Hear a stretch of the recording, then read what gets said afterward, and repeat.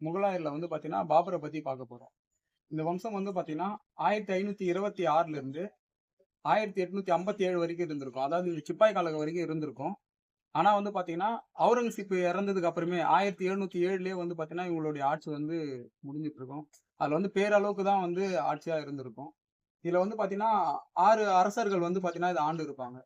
பாபர், ஹுமாயூன், அக்பர், ஜஹாங்கீர், ஷாஜகான், அவுரங்கசீப் அப்படின்ற ஒரு 6 பேர் வந்து பாத்தீங்கன்னா ஆட்சி பண்ணிருப்பாங்க. பாபர் வந்து மத்திய ஆசிய பகுதியில் இருக்க உஸ்பெகிஸ்தான் அதுல சாமர்கண்ட்னு ஒரு பகுதியை ஆண்ட ஒரு மன்னரோட மகன் தான் பாபர்.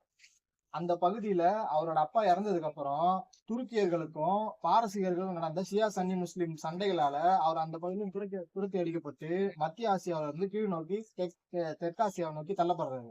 அப்ப காபூல் இந்த பகுதி ஆண்டுட்டு இருக்கும் போது இப்ராஹிம் லோடிக்கு எதிராக அவரோட மாமனார் தௌலத் கான் லோடியும் ராணா சங்காவும் அவர்கிட்ட நீங்க வந்து இந்தியா மேல இந்துஸ்தான மேல படையிடுங்க அப்படின்னு கூப்பிட்டதுக்கு இணங்க அவர் வந்து 1526ல பானிபட் என்ற பகுதியில இப்ராஹிம் லோடிய தோற்கடிக்கிறாரு.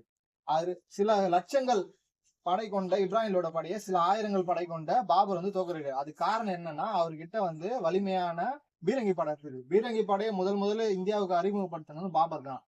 1526ல இருந்து 1857 வரையுமே வந்து முகலாயர்கள் வந்து இந்தியாவில இருந்து ஆட்சி செய்வாங்க. 1707ல வந்து அவுரங்கசீப் இறந்துருவாரு. இறந்ததுக்கு அப்புறம் வந்து முகலாய பேரரசு வந்து வீழ்ச்சி அடைய ஆரம்பிக்கும். அதுவரையும் வந்து பேரரசா வந்து இருக்கும். அதுக்கப்புறம் வந்து சும்மா ஒரு பேரளவுல மட்டும் அரசா வந்து இருக்கும்.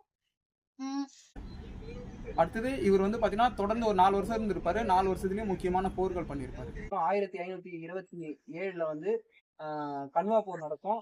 பாபருக்கும் ராணா சிங் ராஜஸ்தான் ஆண்ட அரசருக்கும் நடக்கும். அதுக்கப்புறம் வந்து பாபர் வந்து அவருடைய பேரை வந்து பாபர் காசின்னு மாத்திக்குவாரு. பாபர் காசின்னு அவரே சொல்லியிருப்பாரு. அதுக்கு வந்து சந்தேரி போர். இது எப்பொழுதுனா 1528. இது யாருக்கு இடையில் நடக்கும்னா பாபர் வர்சஸ்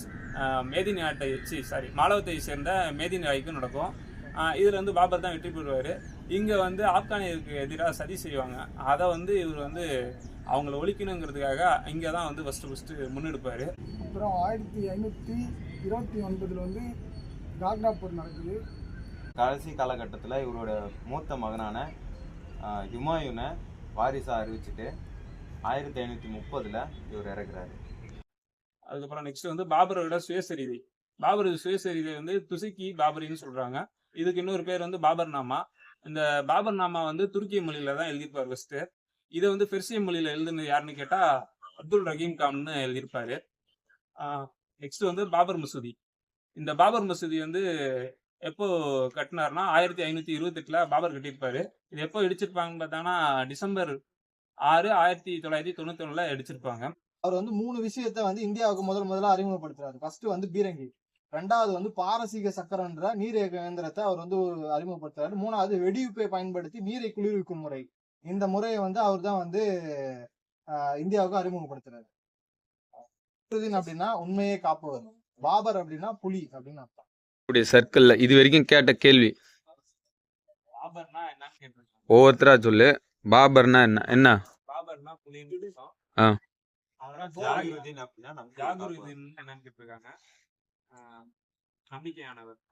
போர்கள் யார் வர்சஸ் யார்? எந்த போர்? ஆமா, பானிபட் போரும் கேட்டிருக்காங்க, கான்வா போர், சந்தேரி போர், காக்ரா போர். வரிசைப்படுத்த சொல்லியிருக்காங்க.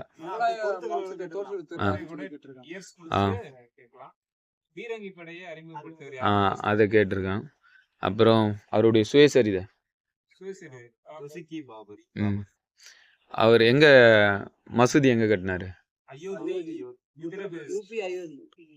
யூபி என்ன மசூதி கட்டினாரு? பாபர்.